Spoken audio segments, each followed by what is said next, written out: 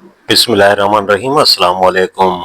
मोहतरम नाजरीन, पिछली गुफ्तगू में हमने 8 साल की उम्र तक यानी दादा अब्दुल मुत्तलिब की वफ़ात और चचा अबू तालिब की कफ़ालत के आगाज़ की सीरत का मुताला किया था, जिसका लिंक मैं आपको डिस्क्रिप्शन में दे दूंगा, वहां से आप सुन सकते हैं।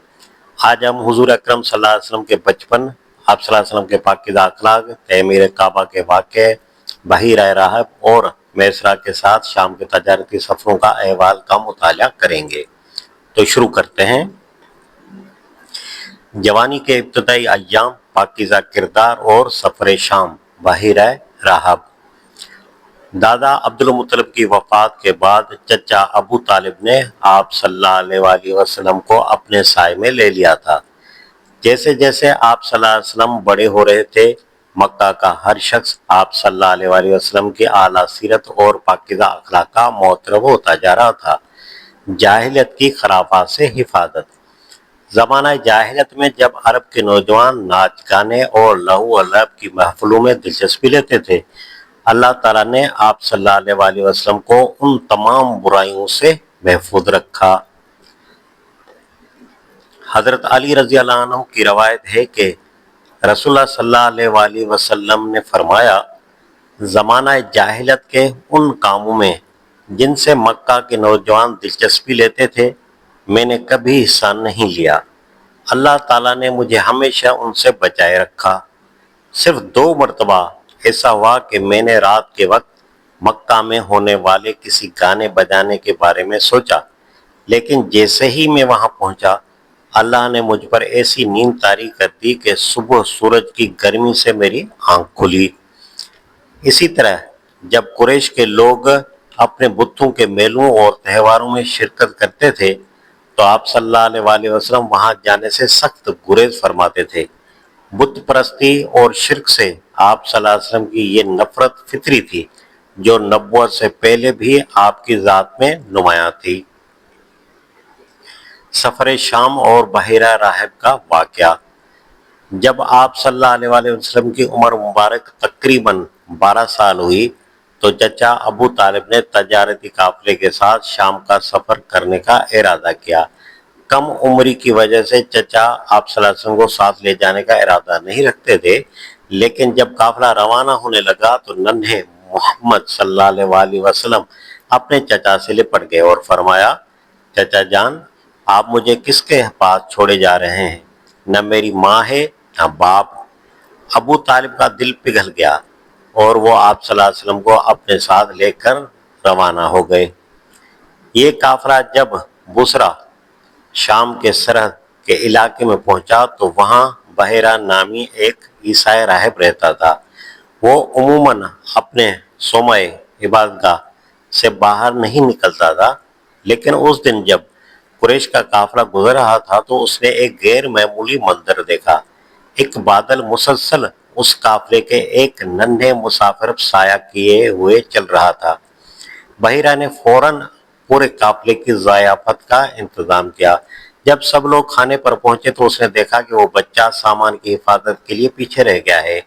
उसने फौरन बुलावा भेजा। बच्चे को गौर से देखने के बाद उसने उनकी पुश्त पर मोहर नबुव्वत देखी और फिर अबू तालिब के पास आकर पूछा, ये लड़का तुम्हारा क्या लगता है? अबू तालिब ने कहा, ये मेरा बेटा है। राहिब ने कहा, ये तुम्हारा बेटा नहीं हो सकता। इस बच्चे के बाप को इस वक्त जिंदा नहीं होना चाहिए। अबू तालिब ने ताज्जुब से फरमाया, हाँ, ये मेरे भाई का बेटा है और इसके वालिद का इंतकाल इसकी विलादत से पहले हो चुका था। बहीरा राहिब ने गहरी सांस ली और कहा, आप फौरन इस बच्चे को वापस मक्का ले जाएं और यहूदियों से इसकी हिफाजत करें। खुदा की कसम, अगर उन्होंने इसे देख लिया तो इसे नुकसान पहुंचाने की कोशिश करेंगे, क्योंकि तुम्हारा ये भतीजा बहुत बड़ी शान का मालिक बनने वाला है। चचा अबू तालिब ने राहिब की बात सुनकर जल्दी से अपना तजारती सामान निपटाया और आप सल्लल्लाहु अलैहि वसल्लम को वापस मक्का ले गए। हजरत खदीजा रज़ी अल्लाह अन्हा का माल तजारत और सफर शाम। جوں جوں آپ صلی اللہ علیہ وسلم کی عمر بڑھتی گئی، مکہ میں آپ صلی اللہ علیہ وسلم کی سچائی، امانت اور دیانت کا چرچا پھیلتا گیا۔ لوگ آپ صلی اللہ علیہ وسلم کو الصادق، سچا اور الامین، امانت دار کے لقب سے پکارنے لگے۔ مکہ کی ایک انتہائی باکمال، شریف اور مالدار خاتون حضرت خدیجہ بنت خویلد رضی اللہ عنہا اپنا مال تجارت لوگوں کے ذریعے شام بھیجا کرتی تھیں۔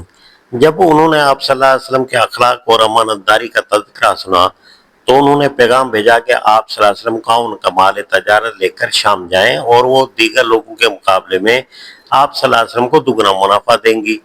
آپ صلی اللہ علیہ وسلم نے یہ پیشکش قبول فرمائی۔ حضرت خدیجہ رضی اللہ عنہا نے اپنے ایک غلام میسرہ کو بھی آپ صلی اللہ علیہ وسلم کے ساتھ بھیج دیا۔ اس تجارتی سفر کے دوران میسرہ نے اپنی آنکھوں سے دیکھا کہ آپ صلی اللہ علیہ وسلم کا رویہ لوگوں کے ساتھ کتنا منصفانہ ہے۔ خرید و فروخت کے وقت جب ایک شخص نے آپ صلی اللہ علیہ وسلم سے بتوں کی قسم کھانے کو کہا تو آپ صلی اللہ علیہ وسلم نے صاف انکار فرمایا کہ میں ان بتوں کی قسم کبھی نہیں کھاتا۔ سفر سے واپسی پر تجارت میں غیر معمولی منافع ہوا۔ میسرہ نے مکہ پہنچ کر حضرت خدیجہ رضی اللہ عنہا کو آپ صلی اللہ علیہ وسلم کے پاکیزہ کردار، امانت داری اور سفر کے دیگر خار کے عادت مناظر کے بارے میں بتایا۔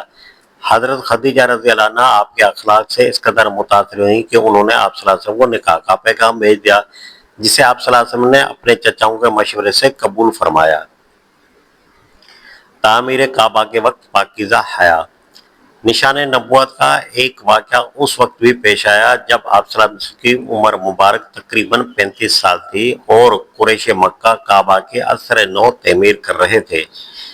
قریش کے لوگ پتھر اٹھا کر لا رہے تھے تو انہوں نے پتھروں کی رگڑ سے بچنے کے لیے اپنی تہبند ازار اتار کر کندھوں پر رکھ لی تھی۔ آپ صلی اللہ علیہ وسلم کے چچا حضرت عباس رضی اللہ عنہ نے آپ صلی اللہ علیہ وسلم سے فرمایا تم بھی اپنی تہبند اتار کر کندھے پر رکھ لو تاکہ پتھر نہ چبھیں۔ جیسے ہی آپ صلی اللہ علیہ وسلم نے ایسا کرنے کا ارادہ کیا، اللہ تعالیٰ کی غیبی حفاظت سے آپ صلی اللہ علیہ وسلم پر بے ہوشی طاری ہو گئی اور آپ صلی اللہ علیہ وسلم زمین پر گر پڑے۔ آپ صلی اللہ علیہ وسلم کی نظریں آسمان کی طرف اٹھی ہوئی تھیں۔ ہوش میں آتے ہی آپ صلی اللہ علیہ وسلم نے فرمایا میری تہبند، میری تہبند۔ فوراً آپ صلی اللہ علیہ وسلم کو تہبند باندھی گئی۔ یہ اس بات کا ثبوت تھا کہ اللہ تعالیٰ اپنے ہونے والے نبی صلی اللہ علیہ وسلم کی عفت اور شرم و حیا کی حفاظت خود فرما رہا تھا۔ نزول وحی سے پہلے کی کیفیت۔ قرآن مجید میں اللہ تعالیٰ فرماتا ہے کہ نبوت ملنے سے پہلے رسول اللہ صلی اللہ علیہ وسلم کو خود اس بات کا اندازہ یا گمان نہیں تھا کہ انہیں اس عظیم الشان منصب کے لیے چنا جائے گا، اور تم ہرگز اس کے امیدوار نہ تھے کہ تم پر کتاب نازل کی جائے گی۔ سورۃ القصص 86۔ اسی طرح ایک اور جگہ ارشاد ہے تم نہیں جانتے تھے کہ کتاب کیا ہوتی ہے اور نہ یہ جانتے تھے کہ ایمان کیا ہوتا ہے۔ سورۃ الشورى آیت نمبر 52۔ ان تمام واقعات سے یہ بات واضح ہوتی ہے کہ بچپن سے لے کر جوانی تک آپ صلی اللہ علیہ وآلہ وسلم کی پوری زندگی ایک غیر معمولی اور انتہائی پاکیزہ انسان کی زندگی تھی، جس کی سچائی، پاک دامنی اور امانت کا اعتراف پورا مکہ کرتا تھا۔ یہ تھا آپ صلی اللہ علیہ وسلم کی بعثت سے پہلے کی زندگی کا باب۔ اگلے حصے میں ہم غار حرا اور نزول وحی کے ایمان افروز واقعے کا احوال مولانا مودودی کی تحریر کی روشنی میں بیان کریں گے۔ ہمارے چینل آسک مودودی کو سبسکرائب کرنا نہ بھولیں۔ جزاک اللہ خیرہ۔